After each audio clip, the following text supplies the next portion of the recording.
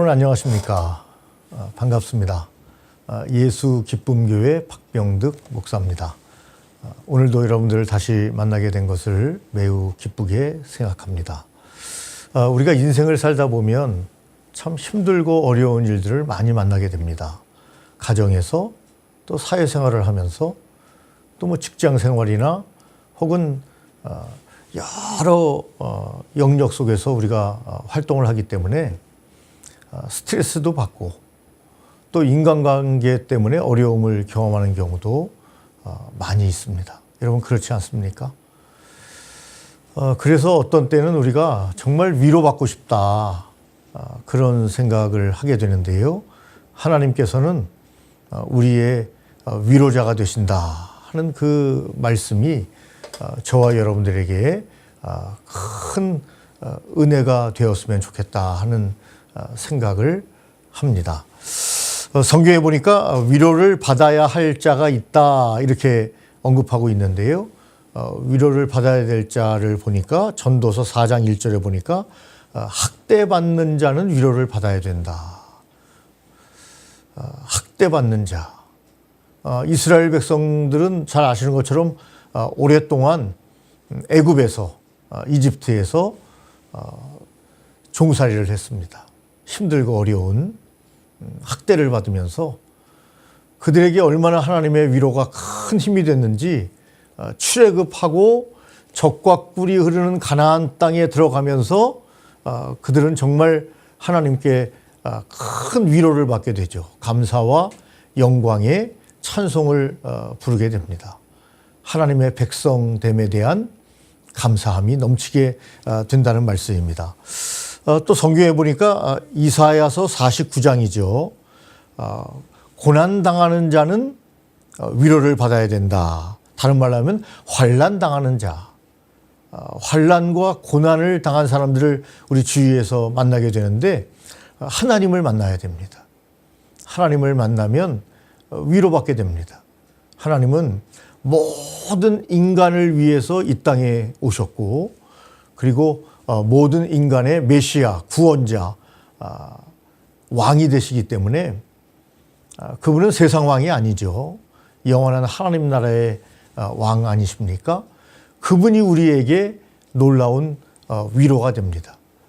여러분 말씀을 읽다 보면 또 기도하고 찬양을 드리다 보면 우리에게 고난과 환난이 있다 할지라도 이길 수 있는 힘을 주실 뿐만 아니라 새 영을 부어주셔서 그러한 모든 환경 속에서 새로운 길을 찾아갈 수 있는 하나님의 큰 위로를 경험하게 된다. 뭐 저도 그랬습니다.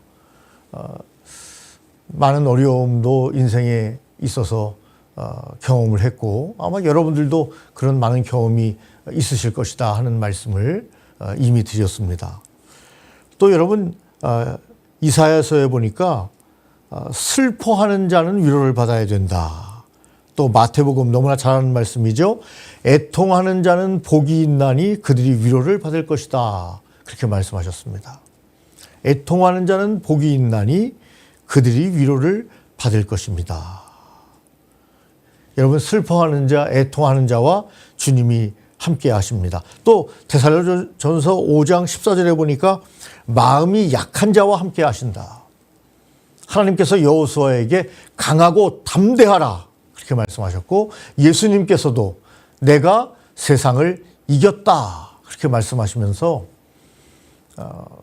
우리가 약한 자로 살지 말고 뭐 사람들과 막 싸우고 뭐 다투라는 말씀이 아니고 우리의 마음이 늘 모든 것을 이길 수 있는 믿음으로 모든 것을 이길 수 있는 강함을 우리에게 주문하시는 거 아니겠습니까? 그런데 세상에는 마음이 참 약한 자들이 있습니다. 그 사람들을 격려하고 위로해라. 데살로니가전서 5장 14절에 보니까 이렇게 말씀하시죠. 마음이 약한 자들을 격려하고 그 다음 힘이 없는 자들을 붙들어주며 모든 사람에게 오래 참으라 이렇게 말씀하고 계십니다. 여러분 마음이 약한 자들을 예수님의 이름으로 격려하고 위로하고 또 우리도 그들에게 힘이 될 수 있었으면 좋겠다 하는 생각을 합니다. 마음이 약한 자에게 하나님께서 위로자로 함께 하고 계신다는 거죠. 또한 여러분 베드로 후서 2장 9절 말씀해 보니까 시험 당한 자를 위로하라 그렇게 말씀하고 계십니다. 세상에 위로받을 사람들이 많다는 거죠. 그들에게 저와 여러분들이 따뜻한 위로자가 되고 특별히 우리가 예수님을 그들에게 소개함으로써 그들이 예수님을 만나서 우리의 위로는 한계가 있죠.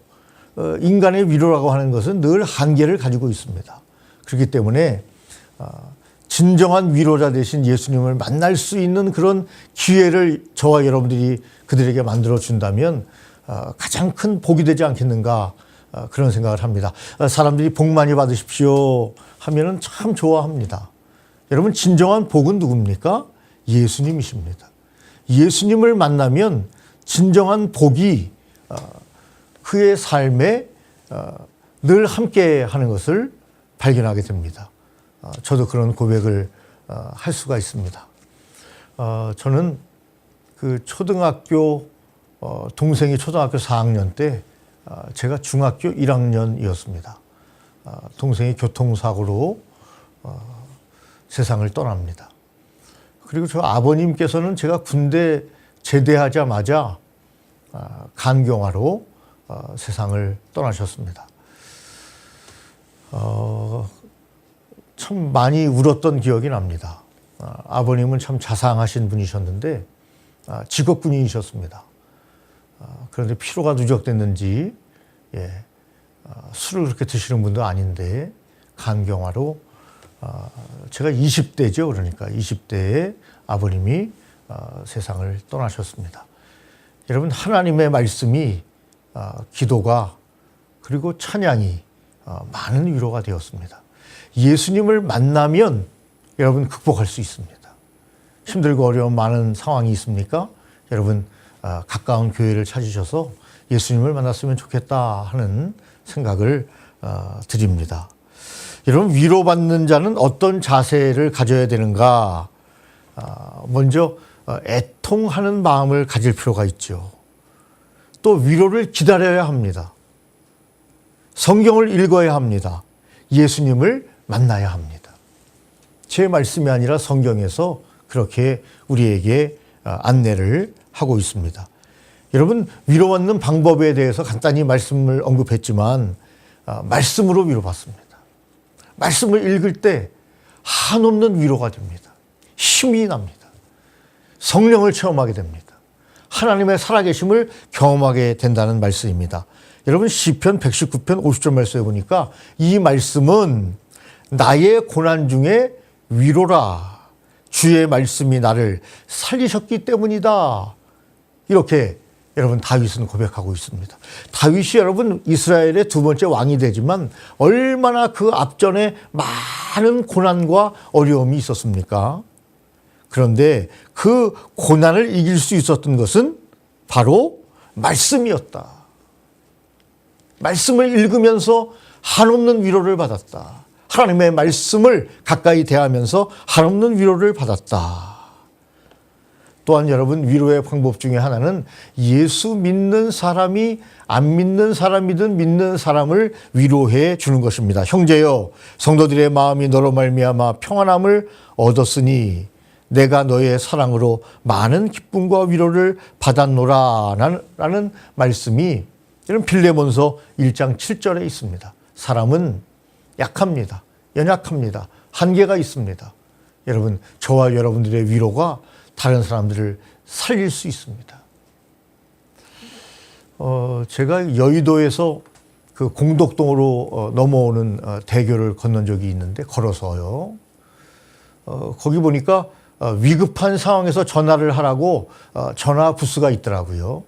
그 잘 작동되는가 하고 제가 궁금해서 전화기를 들어봤는데 작동이 안 돼요. 작동이 안 됩니다.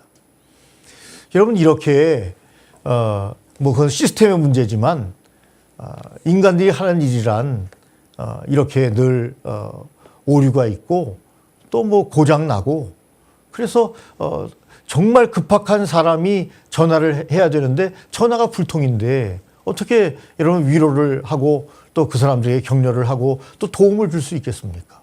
그런 생각을 제가 씁쓸한 마음으로 대교를 건너온 적이 있습니다. 여러분 위로를 받으면 어떻게 됩니까? 에레미야 애가서에 보니까 생명을 회복하게 된다. 힘을 다시 얻는 거죠. 여러분 마른 뼈가 살아나 큰 군대가 됐다는 말씀 아시죠? 그거는 저주고 죽음이죠.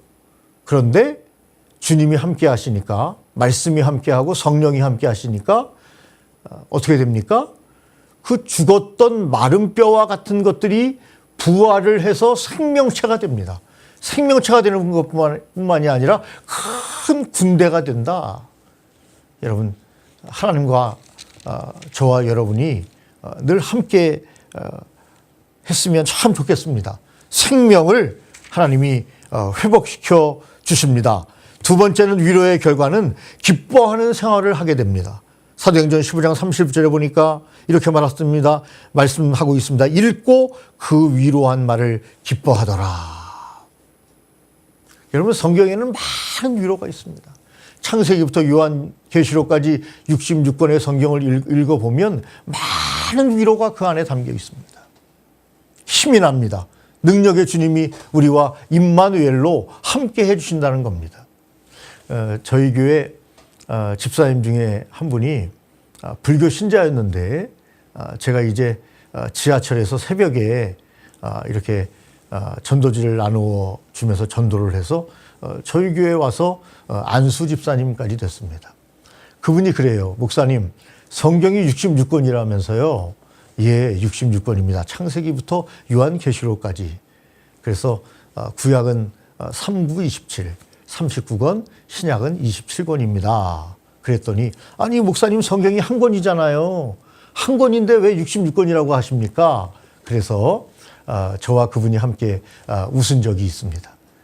여러분 성경은 한 권의 책에 다 들어가 있지만 예, 권수로는 66권의 그런 많은 저자들에 의해서 하나님의 영감을 받아 이 말씀이 기록되어 있지 않습니까? 이 66권의 성경 속에는 많은 위로가 있습니다.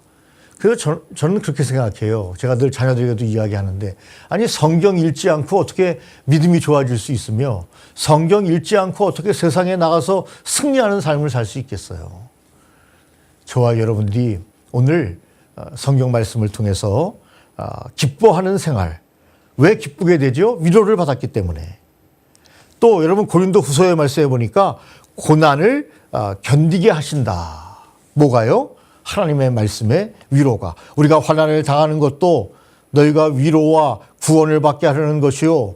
우리가 위로를 받는 것도 너희가 위로를 받게 하려는 것이니 이 위로가 너희 속에 역사하여 우리가 받는 것 같은 고난을 너희도 견디게 하느니라 하는 말씀입니다.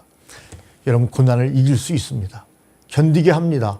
인내라는 말이 있습니다. 참을인 견딜냅니다. 참고 견디는 겁니다. 그러나 예수 믿는 사람은 참고 견디는 것뿐만이 아니라 하나님의 위로가 함께하기 때문에 여러분 하나님의 귀한 말씀으로 여러분들을 초대하고 있는 것입니다. 위로받은 사람은 결론적으로 하나님께 합당한 생활로 나아가게 됩니다. 그래서 참 환난과 고난 중에 또 질병과 여러 가지 재정적인 문제 때문에 힘들고 어려움을 당할 때 예수님께서 하나님께서 우리의 해답을 제시해 주십니다.